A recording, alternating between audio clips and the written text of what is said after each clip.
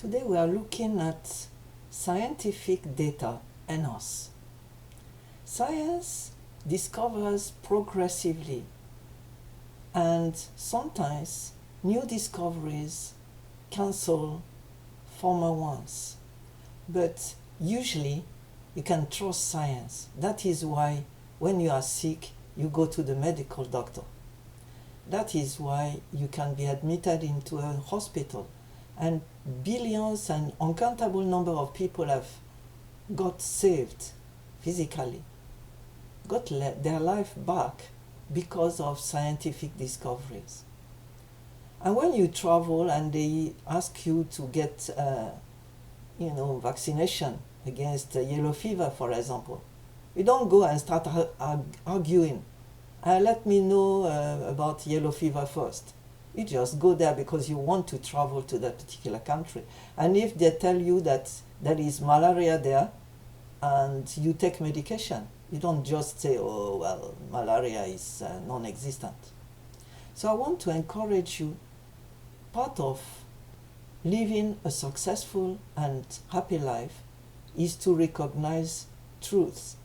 People can deny truth, but I want to invite you to embrace truth when you discover it.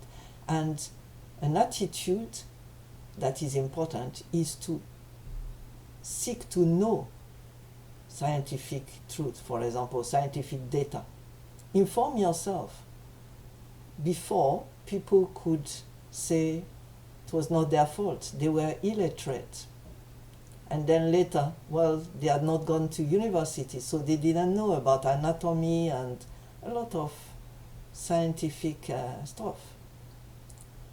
Now you have, in addition, direct access to the internet. You just Google any word and you will receive hundreds of informations from different quarters. All that remains for you to do is to sift through, decide what you want to read, and go on and read and study.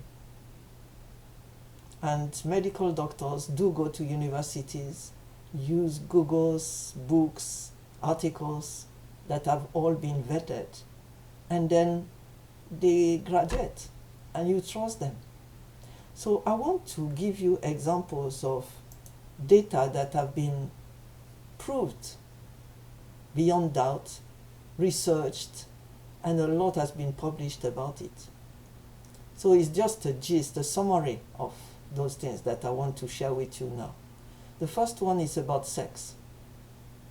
That is differentiation, bodily differentiation. It is recorded and checked that all animals, I'm not talking of mosquitoes and all this now, all animals have only two sexes, male and female. And if you look at them, you see that usually there are different external and internal differences between them according to their sex. Another area I want to just look at briefly is the body differences between males and females in the human species. The female skeleton is generally recorded as less massive, smoother, and more delicate than the male. Its rib cage is more rounded and smaller.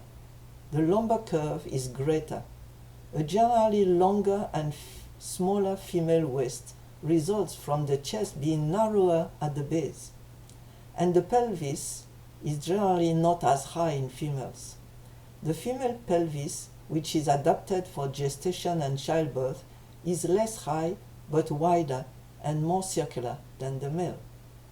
Female skulls and head bones differ also in size and shape from the male skull, with the male mandible generally wider, larger, and squarer than the female. In addition, males generally have a more prominent brow, an orbital with rounded border, and more greatly projecting mastoid processes. Males have a more pronounced Adam's apple and deeper voices due to larger vocal cords.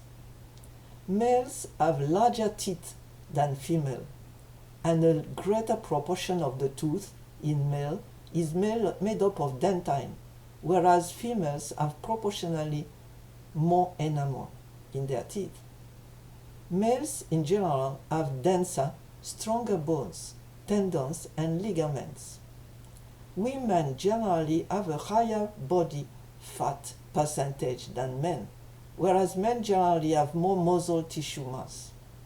Females have a thicker layer of fat under the skin, and their skin constricts blood vessels near the surface in reaction to cold to a greater extent than men's skin, which means they resist to cold better. Males typically have larger trachea and main bronchi and greater lung volume per body mass.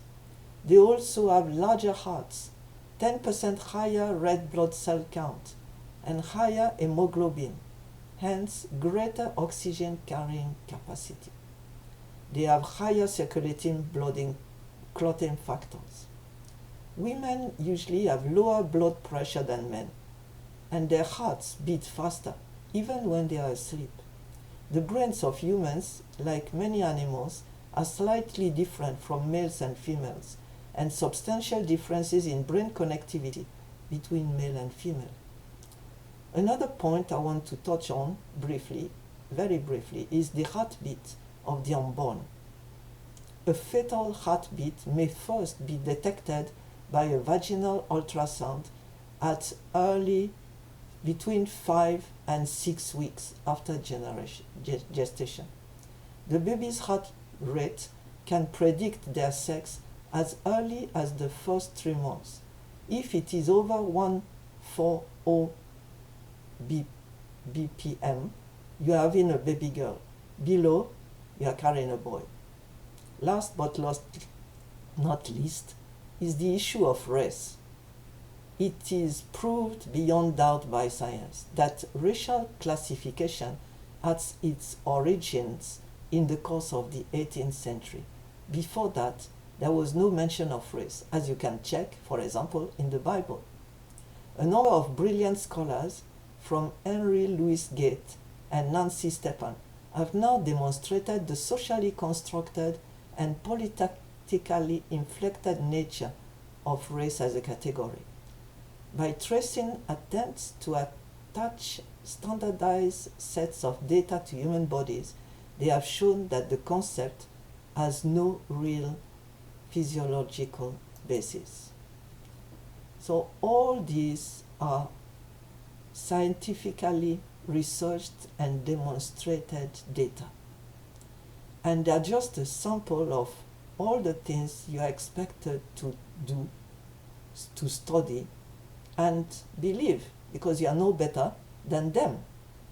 Those scientific bodies and persons know better than you, I'm sure. So just trust what has been proved and go with it. Next time you hear someone telling you another thing, just know that their words have no scientific basis. The issue is, should you believe it, or rather stick to what you know? I invite you to think about it.